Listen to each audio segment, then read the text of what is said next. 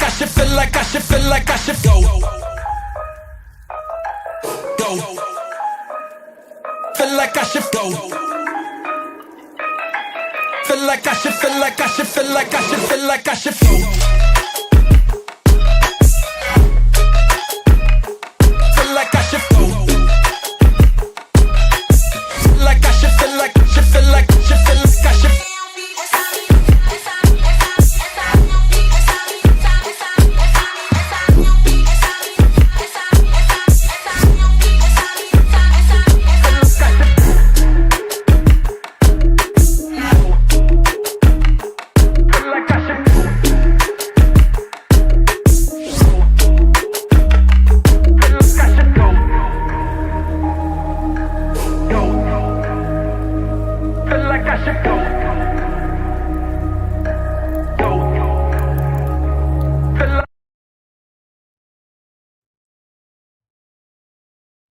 And we're live here.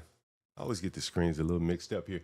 I woke up this morning and you won't believe Rayful Edmonds, our famous drug dealer. Every city has one, and we had one. His name was Rayful Edmonds, and he woke up this morning. He died suddenly.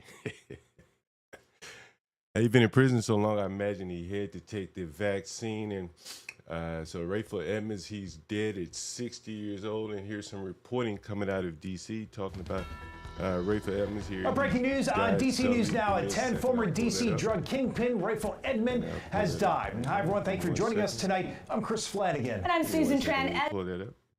Rayful Edmonds, he died suddenly there. It's kind of an amazing thing to see him go out like that. And let's see what we have here. And Rayful Edmonds died suddenly. Didn't get a chance to get breaking news on DC News Now at 10. Former DC drug kingpin and all them. He didn't get the social media and the welcoming that Big Meech. And he came along kind of before Big Meech, and he was probably a little bit older than Big Meech. But anyway, he died suddenly, and not much glitz and glamour there. Rayful Edmonds has died. Hi, everyone. Thank you for joining us tonight. I'm Chris Flanagan. And I'm Susan Tran. Edmonds was 60 years old and just released from prison months ago. He was sentenced to life for introducing and then fueling the crack epidemic in D.C. in the 80s. Prosecutors say he ran a sophisticated enterprise that moved massive amounts of cocaine that had a street value of $15 million. Flanagan. And I'm Susan Tran. Hi, everyone. Thank you for joining us tonight. I'm Chris Flanagan. And I'm Susan Tran. Edmonds was 60 years old and just released from prison months ago. He was sentenced to life for introducing and then fueling the crack epidemic in D.C. in the 80s. Prosecutors say he ran a sophisticated enterprise that moved massive amounts of cocaine that had a street value of $15 million. In July, he was transferred from prison to a halfway house down in Florida. His former attorney posting this message to social media tonight, saying he just talked to Edmond yesterday and that he is floored by the news. The feds say that Edmond controlled as much as 30% of D.C.'s cocaine market, and his drug ring was linked to 30 homicides. And and Edmonds was a hero here in D.C. to be honest with you. And I know people were waiting for him to come home, and I didn't get a chance to return back to his former glory there. So it's Rayful Edmonds. You may have noticed Stephen A. Smith. He's been all in the news lately, and it seems I noticed he went on Patrick Bet-David's show. And he went there and he kind of presented himself as a centrist, a guy that kind of can see both sides. He was coming around to Trump. He didn't vote for Trump, and that was kind of a telltale sign. And I'm sure he voted for Kamala, and that is so it struck me as kind of curious now that you see him kind of having a change of faith and a change of heart in terms of the was January 6th. But me, I'll never, ever forget some of the things that he said. I mean, this man was really, really wicked. Some of the things he was saying about Kyrie Irving. I don't know if you remember what he said about Kyrie Irving. And here's one of the videos here of him. I think this is him talking about Kyrie. Well, is this talking about Kyrie Irving? Well, to start off with his time being vaccinated, it shows you that he really was a Democrat shield and probably still is. He was walking around with his marching orders from the Democrats. And let's take a look, walk down memory lane and hear what he said about the COVID. They don't even let you play this video. Let's see if I can reload it here. Don't worry, there's much to be said from Stephen A. If not, we'll read the article. Let's see what he said about Stephen A. What he was saying about COVID. He's saying COVID hit him differently. It hit me personally. Doctors told me if I had not been vaccinated, I wouldn't be here. That's how bad it was. I had pneumonia in both lungs. So I thought he had COVID. Did you have pneumonia? Did you have COVID? Pneumonia will kill you. That is for sure. But I don't know how the COVID vaccine would have prevented pneumonia from killing him. Let's see if we can play this video. I would love to hear him say this. And there are other videos that I want to share with you of Stephen A. And here's him saying, it doesn't let you play this video. Either way, it's CNN, so no telling here. Here's another video of Stephen A. here. Let me see if I can pull this one up. Give me 1 second. Here's Stephen A. And this is Stephen A. on Kyrie Irving here. Again, he was taking his marching orders as a Democrat here, and it's Stephen A. Smith on Kyrie Irving. You probably all remember this. This is Stephen A. That he was being criticized. Kenny Smith did call me, and he reminded me of guys. He mentioned 6 guys. They weren't disagreeing with what I was saying, but they were addressing the fervor with which I talked about Kyrie. And I really didn't see it that way. I felt like I had looked out for Kyrie Irving on many, many occasions until I couldn't. And then I felt that his attitude. Damn, did we lose it? He played it again. What happened here? What I was saying, but they were addressing the fervor with which I talked about Kyrie. And I really didn't see it that way. I felt like I had looked out for Kyrie Irving on many, many occasions, and it felt like betrayal. I let that go, but then when his father, I felt, came at me the wrong way, I reacted like I react. I ain't backing up. And it wasn't until Kenny Smith placed that call to me that I had to look at myself differently, because he reminded me of those numerous people that raised Kyrie. They also influenced me. And when I talked about Kyrie in the fashion that I talked about him, it wasn't just a reflection on him, it was a reflection on them. Kyrie did deserve to be criticized at the time that he was beat. He deserved to be criticized at the time because he didn't want to take the vax. That was Stephen A. Smith saying those things. Until I couldn't, and then I felt that his attitude towards me. Here, let's see. And then there's another clip of Stephen A. here. Let me see if we can play this. And this is Stephen A. again. Oh man, this boy here really has had a sudden change of heart, and I just don't believe him, to be honest with you. I just don't believe him. I think that he is he's dancing for money. He's doing what the Democrats tell him to do. Here's another example. During the COVID time, this is about January 6th, and listen to what he said about January 6th back then. And you have to wonder, like, here I am. I knew January 6th was fake from the beginning, and here he is. Here he is criticizing Tucker Carlson at the time. You know, violent protesters as if looking channels, and I saw Tucker Carlson talking about the insurrectionists from January 6, 2021. And I have to tell you that I got really, really pissed off.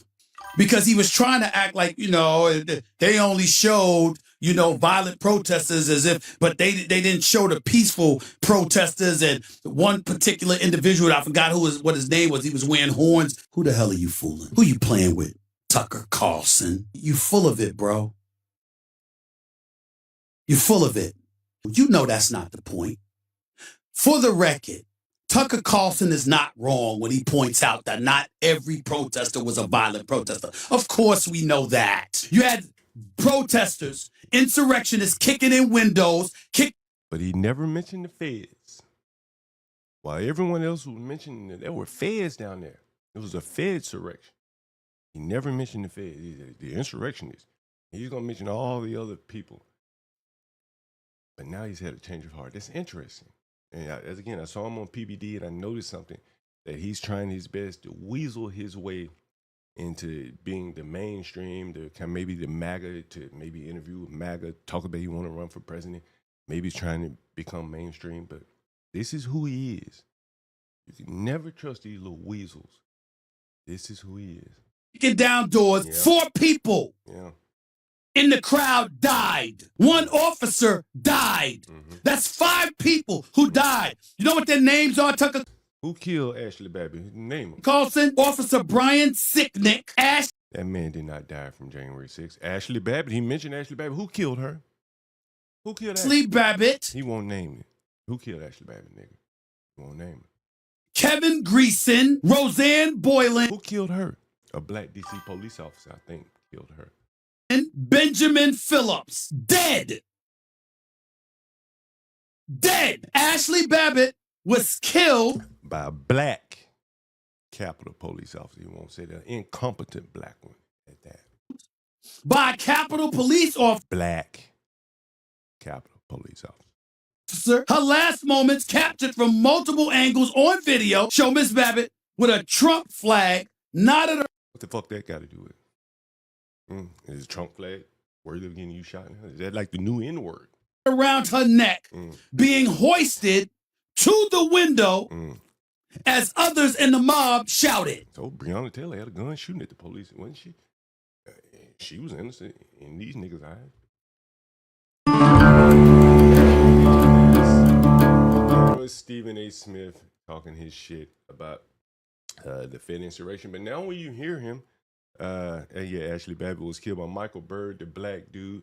But now when you hear Stephen A. Smith, he seems to be talking in another tone, and you have to wonder who has gotten in his ear, because this Negro likely did not change his tone on his own. And here is what I'm referring to now in him changing his tone.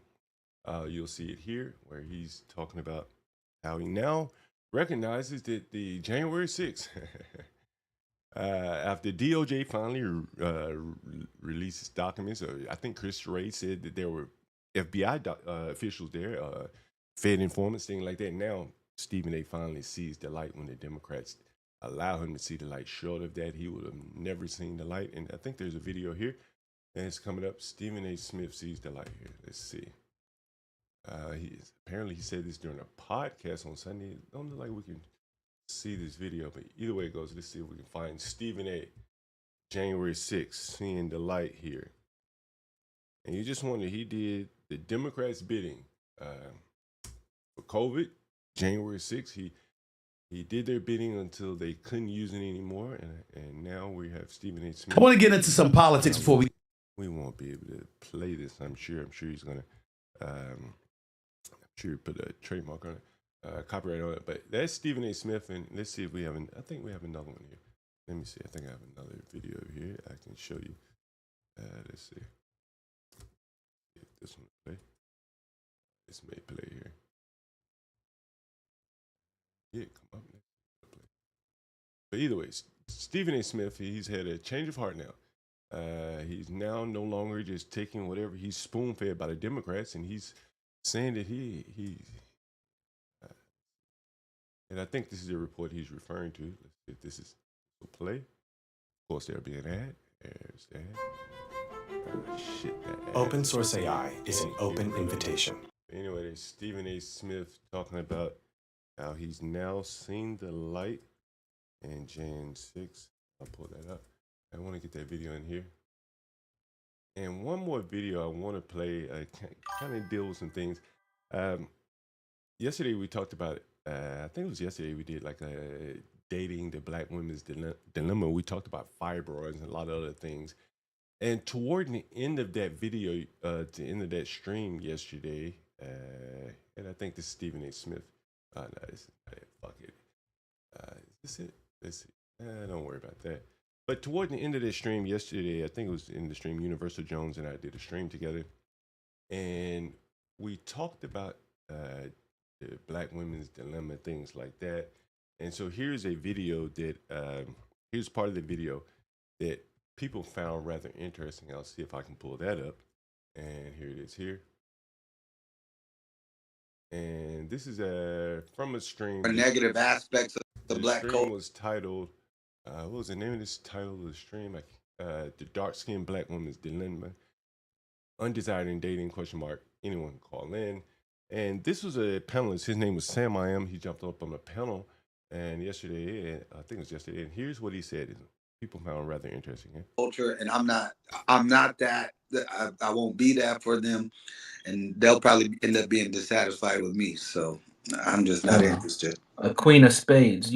John, you know the queen of With that, Oh, interested in the more negative aspects of. I think this is it right here. I take it as we're interested in the more negative aspects of Black culture, and I'm not that. I won't be that for them, and they'll probably end up being dissatisfied with me. So I'm just not interested. a queen of spades. Probably. I thought we got it. Maybe I didn't go back far enough. And I think this is the point where he's going to say something rather interesting. You know what's interesting about that? You say that my black men, like they say, "Ooh, I date black men." Like, I don't want that. Like, Yeah, because that to me that says that they're kind of chasing to leech on to the Black culture and other things. I take it as we're interested in the more negative aspects of Black culture, and I'm not that. I won't be that for them, and they'll probably end up being dissatisfied with me. So I'm just not interested. A queen of spades. John, you know what the queen of spades is? You heard of that? and I think this is I heard of the Indian spades. Yeah. Oh, so it's I'm not sure if that was it. It was a little before my time. It was somewhere here. But that ain't what we seeing. He was saying A spade card on her ass. Yep. Anyway, the guy Sam I am was saying that Women going for Black dudes like that are not athletes and very high status. You know what I mean? Except for on the lower end, but right. There's not this huge cohort of white women chasing after Black dudes. And I'll say this, this is it right here. This was an interesting thing that it came up in our longer stream as well. And I've heard this before, and people were saying that they had never heard this before, but I've heard this from several black men. And I'm interested to hear what your thoughts on it. And he's about to say it now. Kind of came to this thought or conclusion some years back, but I almost don't want to date a white woman who likes Black dudes, which is weird to say. Well, because they're attracted to a certain type of dude that's not me. And Hey, I so don't know. you know what's interesting about that? You say that my buddy Philippe says the same thing.